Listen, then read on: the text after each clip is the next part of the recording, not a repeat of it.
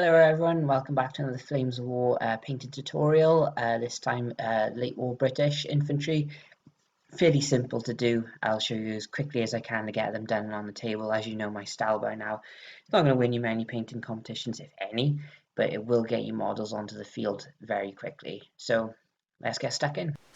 Okay, so here we have our model primed ready. So I've gone for brown. Doesn't really matter what colour you prime it, but find it much easier if you do. So start off, we'll do the area that has the most covering, which will be the uniform, and there's also a little bit of canvas in the backpack. I do this the same colour as well for this stage, and we'll be going English uniform, a Vallejo colour.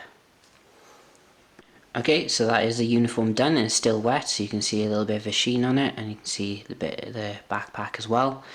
So while that dries, we can start on the boots. So the boots, I'm just going to be using contrast black Templar. You might want to put another layer of this when you do it, but I think one is fine personally. Okay, so that is the boots done. The uniform is still actually wet because it only took like about a second to do those boots with contrast paint. So what we'll do next is the helmet and any grenades you can see, and we're going to be doing that with another Vallejo colour, and it'll be Russian uniform World War II. Okay, so that is the helmet done, and this guy has a grenade, so you can see that done as well. Doesn't matter if you go onto the skin, because we'll be doing that later. So what we need to do now is wait for all the other areas to dry up, and we can start on the rifle. And we're going to be doing that with contrast wildwood, and keep this because we'll be needing it again later as well. Okay, so that is the rifle done. Also be careful not to go over the uniform. So while that dries, we're going to be doing the canteens on the back of the model. So the canteens do have some webbing around them, so try not to get onto that. We'll be doing it flat earth, another Vallejo colour. Okay, so that's the canteen done. It's a bit difficult to make out because it's actually quite similar to the base coat I used. So next up, on the helmet, you might notice there's a few bumpy bits. That's like little strips of canvas that they put in just to break up their silhouette of the helmet. So try and pick bits out. Or see if you accidentally paint a little bit that shouldn't be. It doesn't matter because it's just camouflage at the end of the day. It's just added onto the helmet. And we're going to be doing that using US Field Drab, another Vallejo one. Okay, so hopefully you can make that out. You can just see I've gone over the areas, and there's like a little bit of a grey area where the rifle and the helmet meet, so I've done that as if it's like all camouflage strips, so it makes the model look a little bit neater, I suppose. So that is done.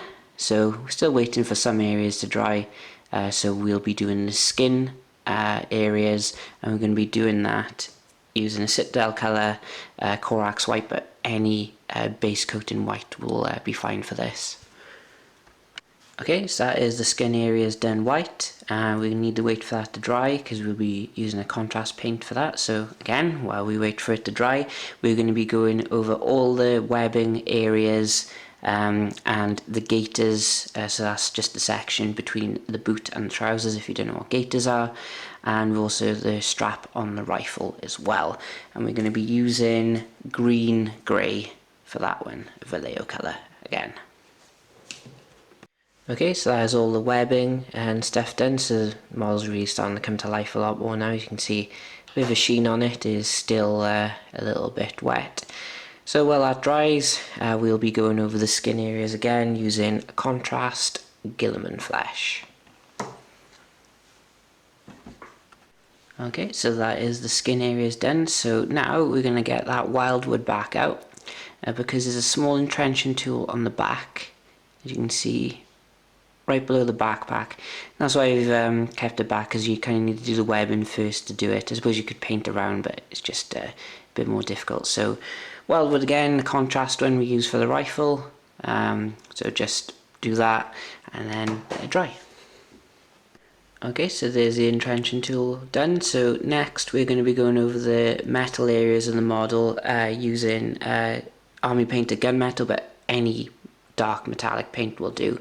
So on the right hand side of this entrenching tool, there's a little bit of a end metal bit.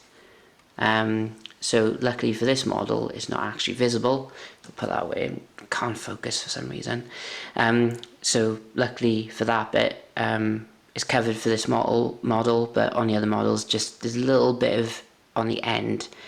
So try and catch that with the gunmetal. So we'll do that to the rifle. There's a little bit on the grenade we can do as well. So we'll do that and we'll see the end results. Okay, so that is the rifle done. And we've also done a little bit on the grenade as well. So check the pictures on the front of the book, or go have a little search on Google for where the metal areas are going to be on these certain weapons. And the final stage of this model, we're going to be applying a shade over the entire model, and it's going to be Anthonian Camo Shade Citadel. Okay, and that's all dry and finished, so it doesn't look too bad in the end, and it was actually fairly quick to do, obviously for me because I only had one to do. So there you go. Obviously, if you feel free to change any paints that you don't like the look of, but it's quite effective, and because they're so small and they're on a base, they look quite good from a distance. So there we go.